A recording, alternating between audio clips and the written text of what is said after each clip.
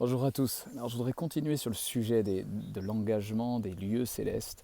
Euh, dans la suite des dernières vidéos concernant aussi la vision spirituelle, les yeux de notre imagination illuminée, notre vision interne, mais également le rôle de notre bouche, de la parole dans cette démarche. Je voudrais qu'on voit ensemble le récit raconté dans Exode 24:10, où il est parlé de Moïse avec les 70 anciens, et puis Nadab et Abihu, et qui montent au mont Sinaï.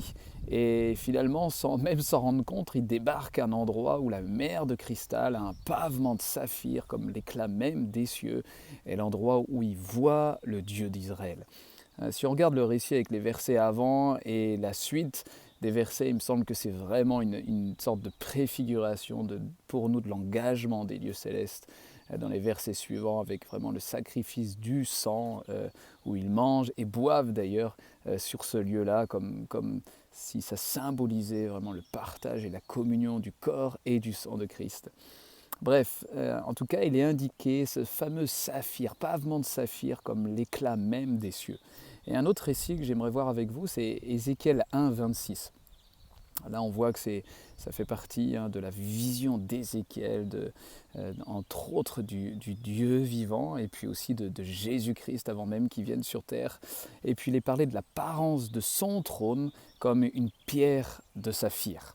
Alors je voudrais en venir à ce point-là où ça a attisé encore ma curiosité d'examiner comment est écrit en hébreu saphir, qui l'on voit dans 24:10 et représente le pavement de couleur saphir, donc encore une couleur bleue, et puis le trône dans Ézéchiel à 26, le trône de Dieu lui-même comme une pierre de saphir. Et effectivement, on s'aperçoit que c'est tellement encore intéressant de creuser ce terme en hébreu. Il est composé de 4 lettres hébraïques, Samek, et puis Pei, Yod et Resh. Alors, ce qui est très intéressant, c'est que Samek représente, on va essayer de le faire rapidement, une arête. Donc cet aspect de l'échelle qui est généralement lié à une échelle, l'échelle entre les cieux et la terre. Pei, on va zoomer en particulier sur une deuxième lettre qui représente la bouche, une bouche. Dans la tradition mystique juive, ce qui est vraiment intéressant, c'est que le Pei suit dans l'alphabet hébraïque l'Aïn. L'Aïn est ce pictogramme représentant un œil. Donc, selon la tradition mystique juive, l'Aïn, l'œil, la perception, la vision, est toujours primordiale et précède toujours le Pei qui est lui la bouche, la parole, l'expression, la libération de ce qu'on a vu, de ce qu'on a perçu. Donc, il me semble que c'est tellement important dans cet engagement des lieux célestes, ce rôle de la parole qui procède, qui suit ce qu'on a d'abord vu, ce que par la foi, les yeux de notre cœur ont perçu. Pour continuer la composition hébraïque, la troisième lettre est le Yod, donc qui est représenté par un bras, le bras de Dieu, la puissance, l'omniprésence de Dieu, et le Resh, qui est symbolisé par une tête d'homme, cette notion de tête, d'autorité à travers l'humanité renouvelée, qui libère et manifeste littéralement ce qui est vu, visualisé et perçu dans les cieux. Pourquoi et c'est simplement après coup, a posteriori, que j'ai compris le lien, en tout cas là où voulait me conduire le Saint-Esprit, c'est que ce pavement de saphir, donc qui possède l'éclat même des cieux, il en est parlé d'une certaine manière aussi dans Apocalypse 5, 21 et 22, avec ce même pavement d'or de couleur transparente. C'est combien dire, l'or d'un point de vue céleste devient transparent dans toute sa pureté. Et cet or transparent porte cette couleur bleuée aussi.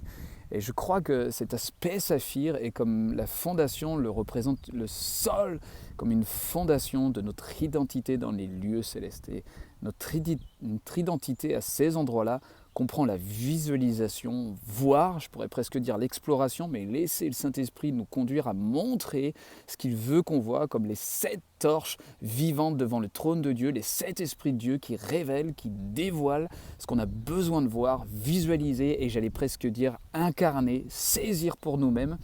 Et ensuite le paye de cette fondation de saphir, c'est-à-dire la bouche qui vient libérer, qui vient souffler, qui vient décréter, qui envoie, qui selon les clés du royaume que Jésus-Christ nous a données, vient interdire ou libérer ce qui est déjà fait dans les cieux.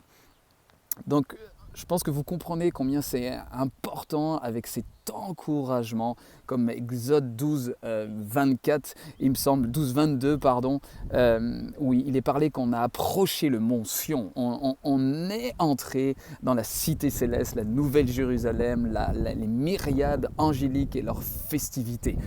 De même, Hébreux 10, 19 est très clair sur le fait d'entrer dans le sanctuaire saint, dans le lieu très saint, à cause du sang de Jésus qui nous a frayé un chemin nouveau et vivant à travers le voile qui est son corps déchiré pour nous. Donc c'est un endroit, le lieu très saint où nous pouvons accéder à cause de Jésus-Christ, à cause de son sang, à travers son corps brisé pour nous, afin que tout notre être, notre corps intégré à ça, impliqué en ça, occuper ces lieux-là, afin de voir et de parler les choses qu'on a vues pour libérer ce qui est de la réalité céleste vers le terrestre. Tellement important de souligner vraiment cette dynamique et ce principe de avant tout voir, visualiser comme saisir pour nous et ensuite libérer. Voilà, ça me rappelle vraiment ce verset, en tout cas certainement une facette de ce verset où Jésus dit que le Fils ne peut rien faire de lui-même excepté ce qu'il voit le Père faire. Il dit bien le Père, il ne parle pas de ce que l'Esprit fait, il parle de ce qu'il voit le Père faire. Et le Père s'est toujours manifesté comme les cieux, comme son trône lui-même. Donc, c'est un encouragement cette vidéo-là. Je l'espère en tout cas, être sensibilisé, à engager avec humilité, avec simplicité, mais avec courage. Ce que le Saint-Esprit veut nous montrer à ces endroits-là. Laisser les yeux de notre cœur, notre vision interne, notre imagination être inspirée, même en incluant d'éventuelles erreurs qui arrivera forcément, et ensuite apprendre à parler, à exprimer, à être une expression vivante à travers notre bouche, entre autres, de ce que nous avons vu dans ces endroits-là. Voilà, je vous bénis les amis et à bientôt.